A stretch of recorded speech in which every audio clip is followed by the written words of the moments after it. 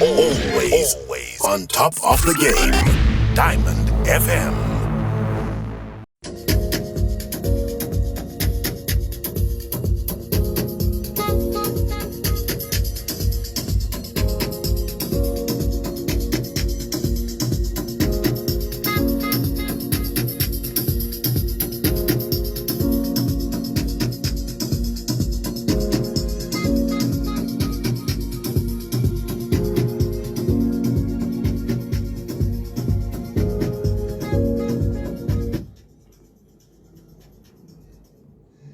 So yeah, 103.8, 107.5, 103.1. And good morning to those that are tuned in via live stream. Welcome to our final show. That's the joints, and it happens every Tuesday morning. That's from 10 minutes after 11 o'clock until 11:30 o'clock. And on this show, we make sure that as women, we become as selfish as we can, and also to focus on issues to do with women, issues that affect us directly and indirectly. And last week, I'm sure that most of you were inspired. We had Rue, the owner of Bouncy Bee Events, and she was here talking about her journey. And I mentioned that and to get inspired and just to get geared up, just one or two things Manicaland ladies and today I have a beautiful lady. Her name is Lorraine Magwenzi, and she is an entrepreneur among many zvakawanda. Good morning and welcome to the show. Morning. Yeah, I told you it was going to be exciting. And you're excited already. Yeah, you got me out of bed. I came running, put inspiration up and got, okay, all right, let me come. Yeah, because I mean, if we don't get inspired by you guys, one want to know every day, it doesn't make sense. It won't make sense to bring someone from Kubanzoko. Yet we have one that are doing the most, hey? Right, so yeah, you're excited, I can see that. And yeah, we want to get to know who Lorraine is. Lorraine Umborani, Wakakurirepi, education, all that we need to know. Ndiri Mzezuru, I come from Rewa, Umusha Kwedu. But I grew up in Harare. I'm born and bred in Harare, and I relocated many years ago to Manicaland when I discovered this town. And I've been here. I've been sold, sealed, and very much in Manicaland. But I'm single. Yes, you want to know about that? Yes, definitely. And I'm Christian by faith. And that's been my inspiration. So when you spoke about being inspired, I said, that's a platform. Okay, to lead, for people to discover what is it that inspires most women to be who they are. So it's really not about me, but what my journey with the Lord and what I will be telling is really what He has done for me, and hopefully that it inspires somebody out there. Absolutely. All right. So, how long ago was it when you discovered Manicaland? I think I've been coming to Manicaland since 1997. I think that's around about the time. No, it was actually, no. It was 1999 when I joined Continental Fashions. And I used to be the brand executive for Splash Swimwear, if people remember back. And I used to be the lead designer for Savile Row, which is men's clothing, and for the ladies it was called Signature. So it was predominantly formal wear, corporate wear, so to speak, and that's what led me to discover this small town. And then by chance and opportunity, I got involved in a restaurant that was based in Vomba.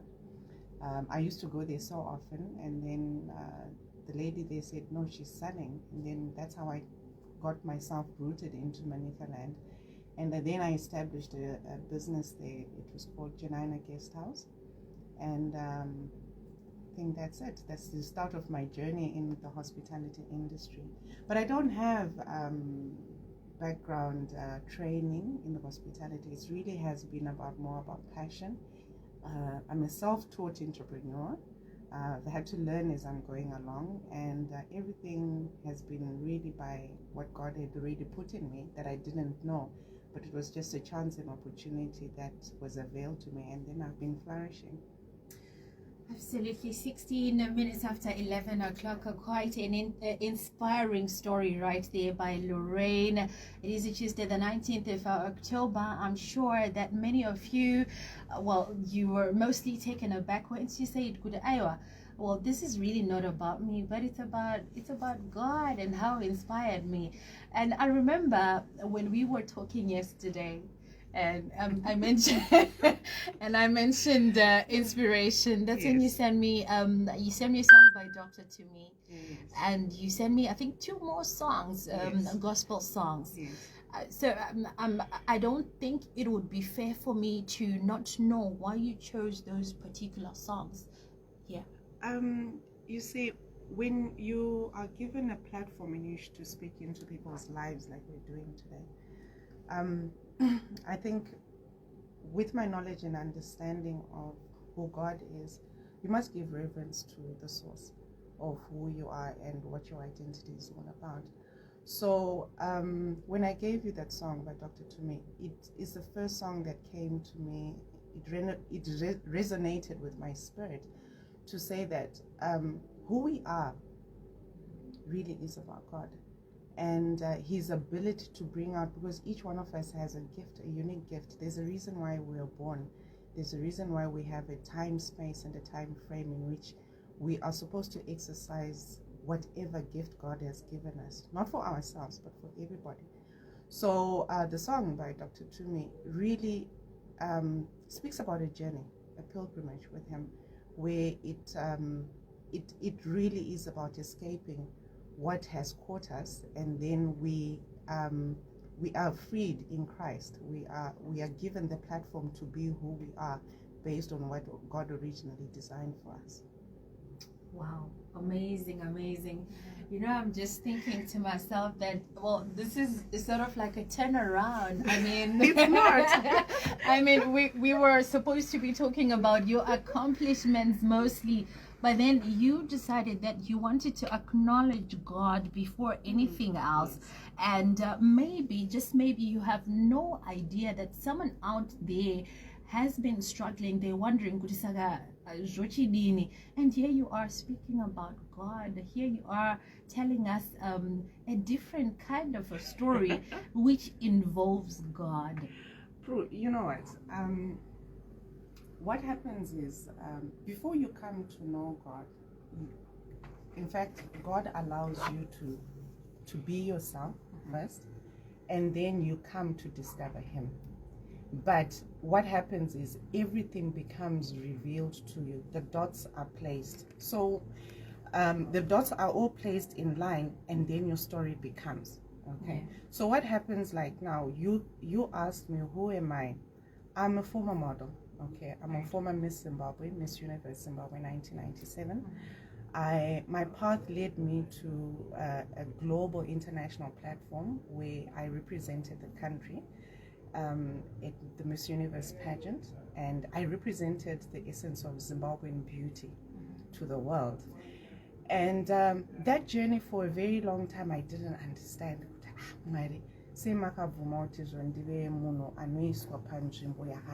Were you born again then? I was born again. There's a difference, eh? Tell me about it. When there's what we call being born again, and then answering to your call. Okay. I was already born again. I knew the Lord. I walked with Him, I think, from a very young age. From the time I went, back then in schools, it was mandatory that you have to go for scripture union. It was part of the curriculum. It's so sad that those things are no longer an instrument of nurturing kids in the current day today. But I discovered the Lord at a very young age. But to answer my calling, I think it was around about when I was 33. And that was way after, because I was crowned Miss Universe when I was 22. Okay, and then later on, it was a complexity of events that happened around about the same time I lost my mom.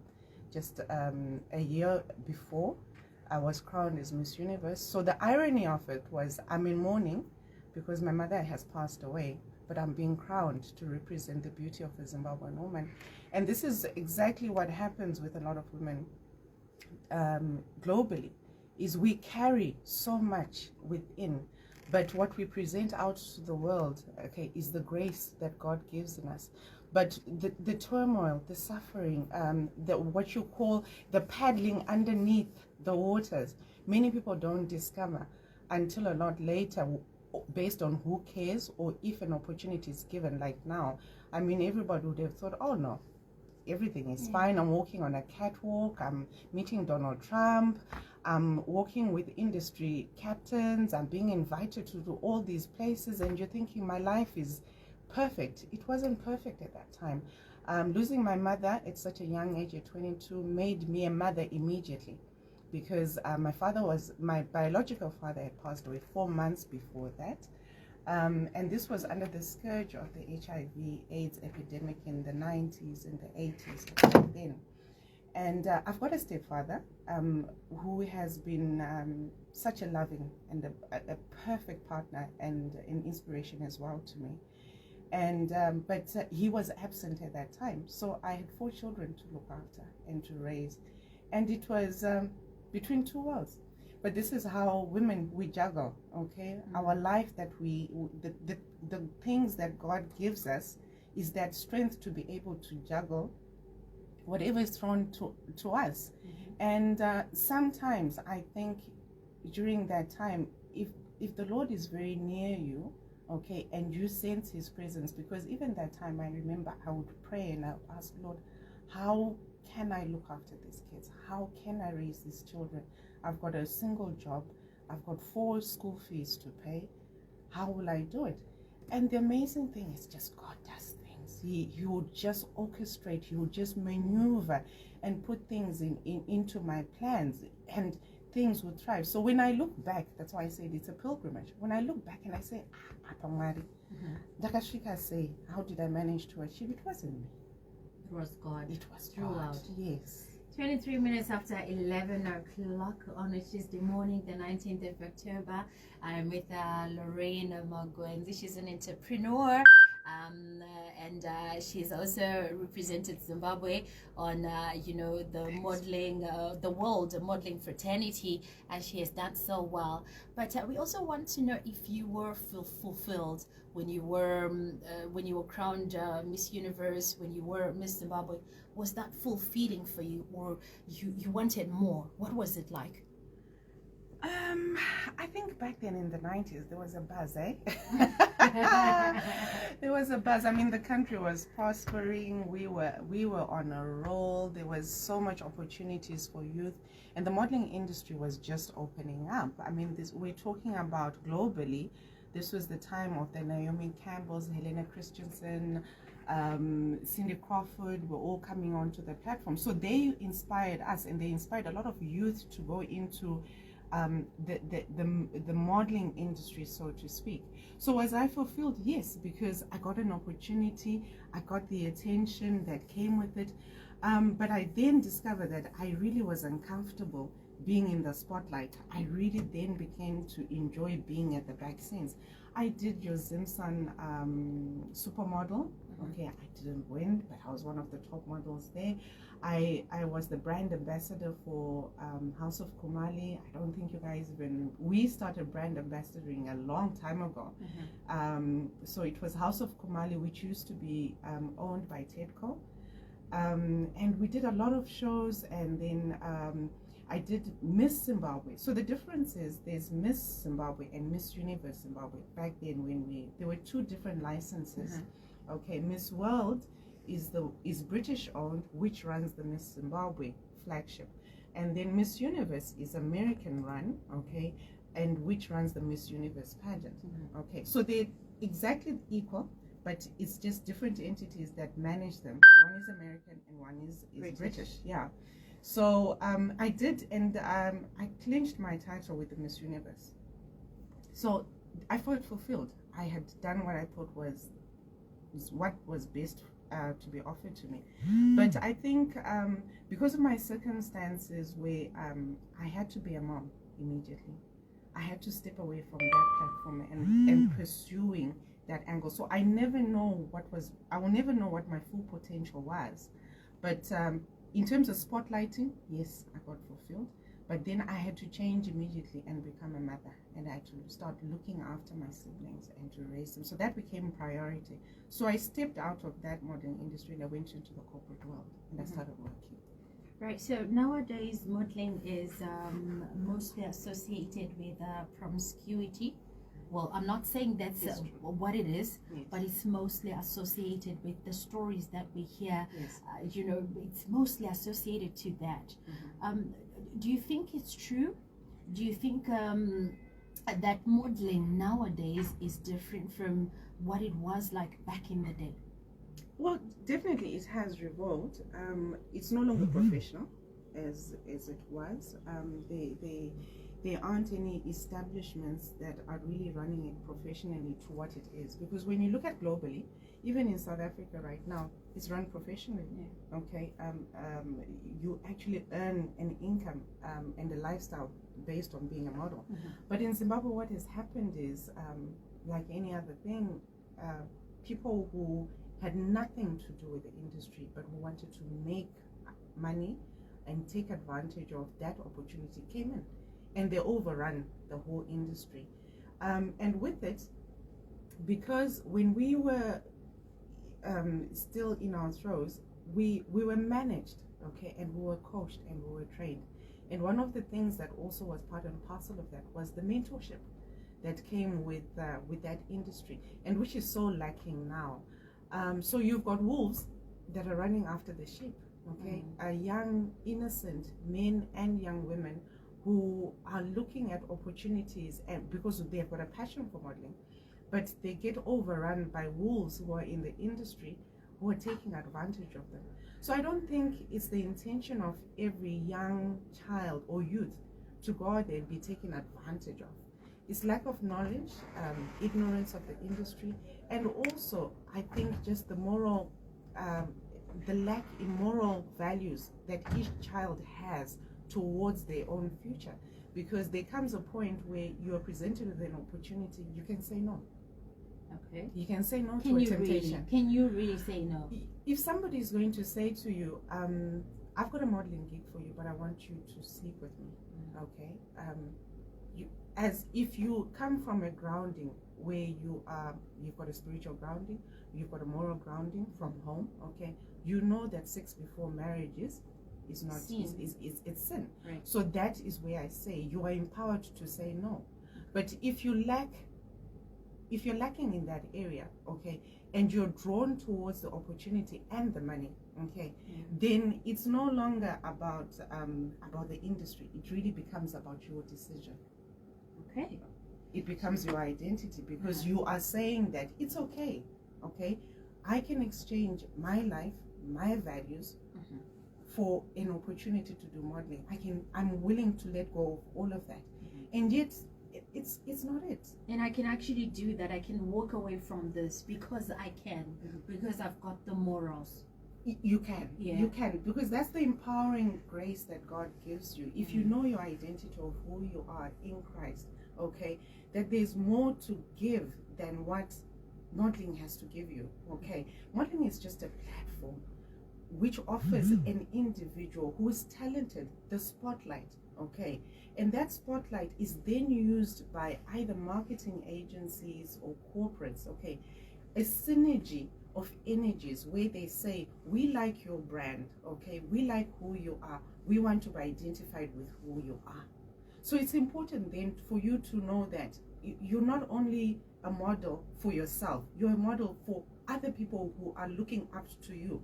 So that's why it's important now that you marry your identity with the things that we've already spoken about. Absolutely. And then, is there anything that you're doing to just change the narrative, to just change the atmosphere of modeling? Is there anything that you're doing? I think I already am. I don't know. I don't like to blow my own trumpet. But basically, you see, I remember in the 80s it was controversial to go into beauty pageants, right. Because there was a slant that it was an opportunity or a platform to sell women and be promiscuity, as you said earlier. And but that narrative was changed for me personally. I'll speak for myself. Okay, I was given a platform. Okay, but that did not become me. I used that platform to raise and take advantage of opportunities that came with it. Okay, so how can I put it? Modeling is not the beginning and the end. It offers you an opportunity for you to grow beyond. Okay, and if you are listening and you're attentive to what is opening up before you, okay, you can use that to your advantage. So today I'm not a model. Okay, I don't resemble. No, I still do. I think so. To a certain extent, I don't resemble what I used to be. Okay, but I've been given a platform where now I've become an entrepreneur. Okay, I can run my own business. I run my own restaurant. And this would not have happened had I not had that opportunity of being a model first, and then people warmed up to me, people opened up their doors to me, and I grabbed opportunities that came with it. Okay, so much inspiration going on in the studio, and you know what? I feel like maybe we should have part 2 of this, don't you think? Yeah. Suddenly, initially I didn't have much to say. Yeah. Suddenly there's so much to honestly, talk about. I feel like maybe we should have part 2 of Lorraine Magwenzi. We need to get to know more, and because of time, we have to part ways. But I honestly feel that there is more. Okay. If you feel, yes. Yeah. So a quick question. Yes. How do you manage to look so pretty when you have been through a lot? How do you manage that?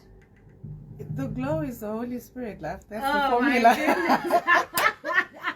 Okay, so we're gonna take down your number the next time that you're coming through. Okay. And I'm hoping that next week you're available. If not, then it has to be the week after next week. Yeah. Yes, that'll be fine. Great. Thank you so much for coming through, right. and you, it was Puru. a pleasure getting inspired by you.